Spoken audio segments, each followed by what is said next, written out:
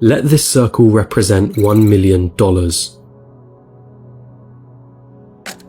This is what $10 million would look like.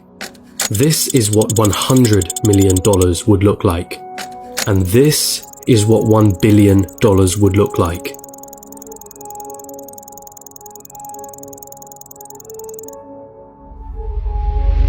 Jeff Bezos, the founder of Amazon, has a net worth of 117 times this number. And then there's you.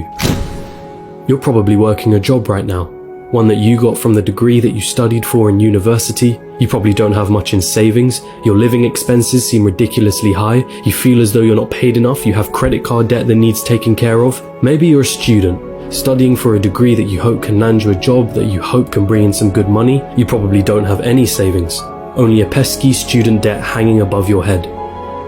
Wealth? Getting rich? That all seems like a distant dream. How did they do it, you ask yourself? Seeing all those millionaires, billionaires, especially the ones who got there at such a young age, it baffles you, it makes you angry. They got lucky, they were born into wealth, they cheated their way to the top. That money doesn't make them happy. Money is evil anyway. I'm not smart enough, I'm just unlucky. Those dreams you had of buying that mansion, your favorite sports car, paying off your mortgage, traveling around the world, they'll forever remain that way. Just dreams, nothing more. Nothing less. You come to the harsh realization, it's a rigged game. It's been a rigged game from the start. And you're on the losing side of it. But what if I told you you were wrong? What if there was a way of getting there?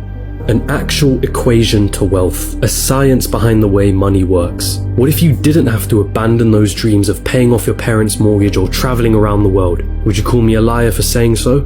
I promise that I'm not, and by the end of this video you'll understand. There's a side to the coin that you're not being shown. But I warn you, the road is tough. It's filled with struggle. It's filled with ups and downs. It will mean swallowing some difficult truths that the school system and society haven't told you yet. And let me be clear, there are many of you who will not make it to the end of this road. But for those of you that do, at the end of this road lies wealth beyond what you thought you could attain. At the end of that road lies the freedom of never having to worry about money again. So, are you with me?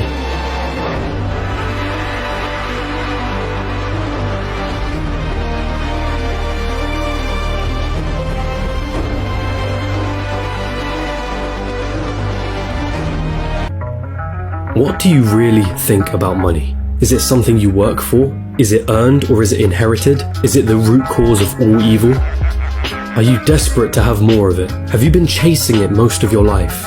Truth is, most of what you think about money has been influenced by your upbringing and environment. If you were born into a family that didn't have much money growing up, then you're more inclined to believe that you too will not grow up to have much money. Or perhaps you went on the complete opposite end and decided to make as much money as you can so that you will never be in that position again.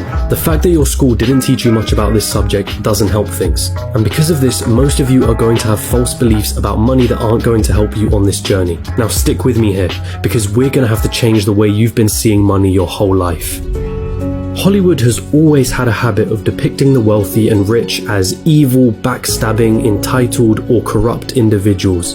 If you won't get me a squirrel, I'll get one myself. Question is, have you bought into that stereotype? A recent report released by WealthX showed that of the world's ultra-wealthy, those that had a net worth of 30 million or more, 68% of them were self-made. And it seems like every other study backs up this conclusion. Warren Buffett? Self-made billionaire. Howard Schultz? Born in poverty. Oprah Winfrey? Born in poverty. Jeff Bezos? Self-made billionaire. Elon Musk? Self-made billionaire. Sarah Blakely? Self-made billionaire. What is it that these people know that you don't? Truth is, your equation is all wrong. Here's the two-dimensional equation that you've been taught. Money equals salary earned from a job. Past a certain point, the prospect of getting a job becomes the sole purpose of your education. So what's wrong with that, you ask? I'm gonna assume that if you're watching this, you want to make money, a lot of it, and in as short amount of time as possible. If that is your goal, then this equation for generating money will never get you there. We all have one precious resource, the most important resource of all, and once it's gone, there's no way of getting it back. That resource is time. In a standard job, the amount of money you earn is dependent on the amount of time you put into that job. If you earned $20 an hour and worked 40 hours a week, it would take you nearly 24 years to reach a total of $1 million.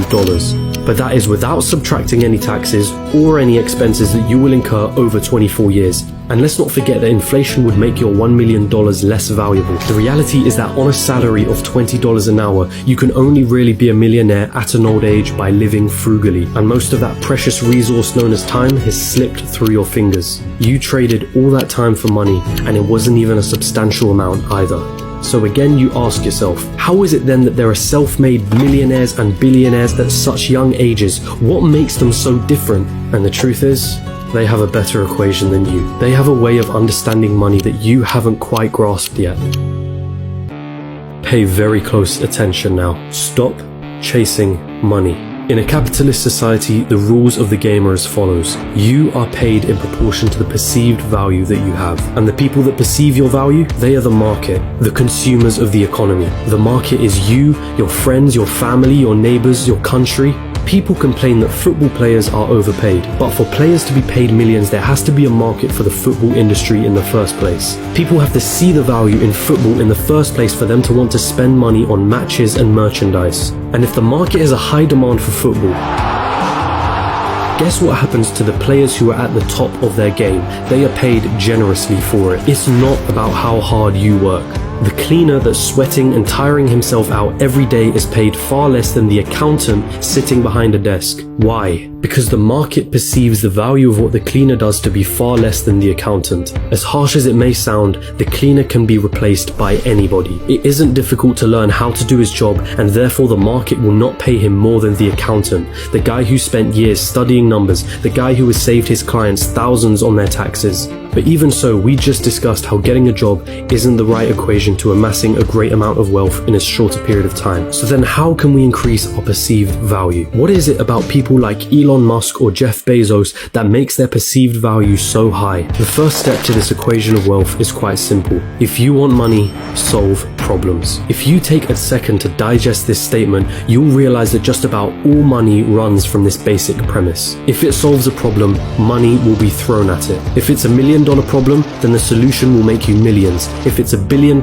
problem, then the solution will make you billions. Think about all the problems that a site like Amazon solves. The hassle of going to a store, the hassle of having to wait weeks for a delivery, cheaper prices, and so on. Not to mention all the other companies that Amazon owns and the problems that those companies solve. Jeff Bezos helped solve $1 billion problem and was rewarded favorably for doing so. I see what you did. If you've been chasing money, then you've been doing it all wrong.